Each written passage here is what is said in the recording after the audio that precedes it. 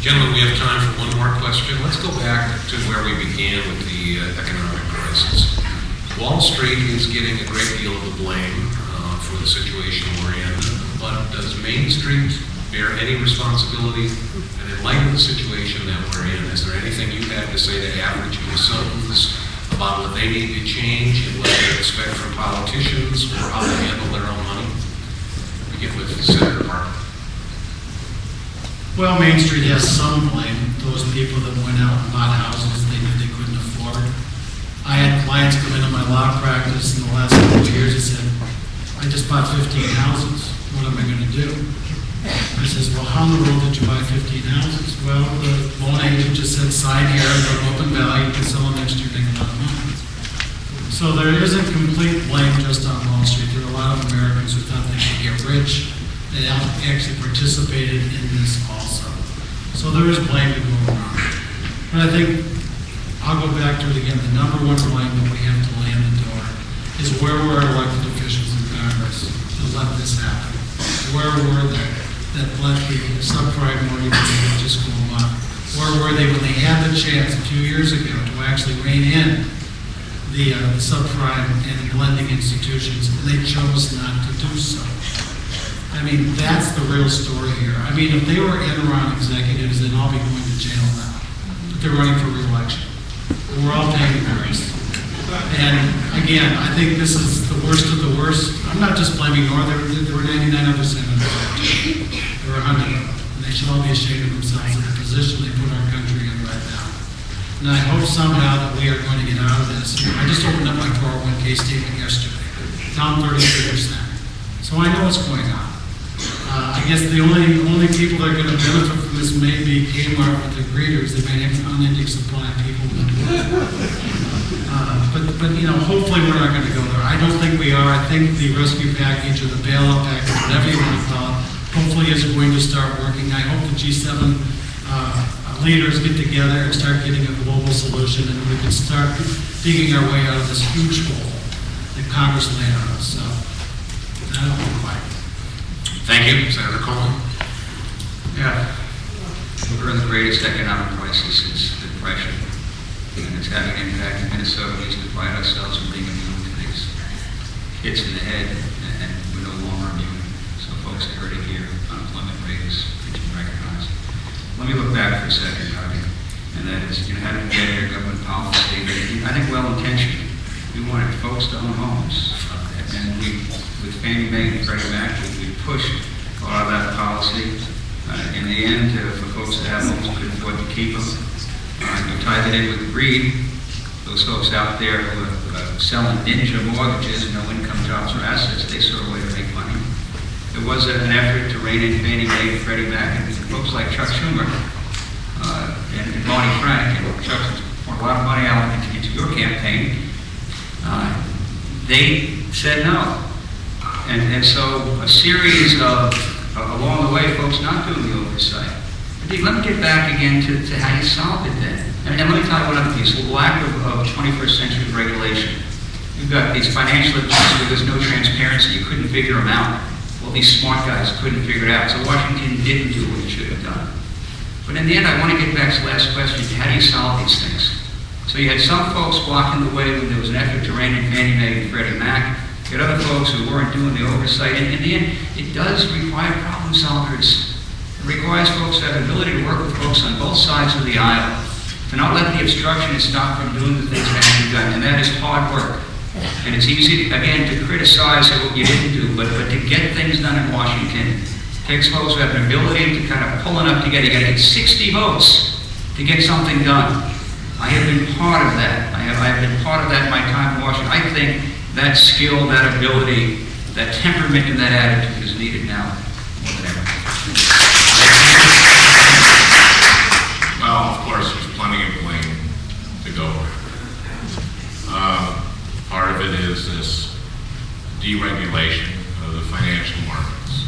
And that's kind of a philosophy of a lot of Republicans. John McCain said on September 19th that he wants to do for the health insurance industry what we did for the banking industry. This is when John McCain thought the fundamentals of our economy were sound. When he wanted to deregulate, and that's what he wants to do. That's why I asked him if he wants to, if he approves of the McCain healthcare plan. Now, we also have this burst in this housing boom. We have the value of homes just skyrocketing unnaturally. Now, people bought homes. Some people speculated, like the person that Dean talked about. Some people bought a home assuming that they could sell it if something happened. Most of the people who go into foreclosure do it in one of four reasons. A medical crisis, a divorce, a lost job, or death in the family. Now, before the housing bubble burst, those people getting that kind of fix could sell their house, but now they're stuck with it. So there are a lot of innocent people being stuck with houses. And we need to address that. And I think we need not do what John McCain said, which was buy these mortgages from the banks at their full value, but do what Roosevelt did in '33, which is the Home Loan Corporation, which is buy them at a reduced amount at a premium, and then renegotiate these loans one by one, because every Minnesotan who owns a house has had their equity either decline or disappear. This is something we need to stop the downward spiral of the housing market. Thank you, Senator Barkley. Well, I've got a wonderful new idea about maybe how we can prevent this from happening in the future. I think maybe I'd suggest to the United States Senate is maybe passing a new ethics law that would prohibit members of the Senate from taking any special interest contributions from industries that they are regulating as a committee member. That would be a huge start, wouldn't it? A little bit of conflict of interest. I know in the financial industries, I know, Norm, you'd have to give back about $2.5 million. Al, you'd have to give about $500,000. Fortunately with me, it wouldn't affect me. But that would be a wonderful first start to make sure that this does not happen again. Yes, I've got a 5-point plan that we can do. I don't have to, I've said most of it now, but I think that will do more to clean up the conflict of interest that permeates that body than everything else. Thanks. Thank you. Senator Coleman. Yeah. I'm looking at my own 401k, and I did that in place. That's the middle class. Middle class demands that wants AMT relief. They want middle farmers want wind tax credits, so they need help. And so I look at my own. I need mine because they help some pay for my kids' college education. This is not an abstract concept. And so if you want to deal with it, you got to take action. You can't just be against. You can't be against an energy bill because you don't like something. You can't be against prescription drugs disease. You can't be against the stimulus package. You can't be against trying to fix the problem. Government doing something, which we tried to do in the stabilization package, but it passed overwhelmingly. And so, yeah, to me, this is personal. And then with Minnesotans across the board, what it requires is not no.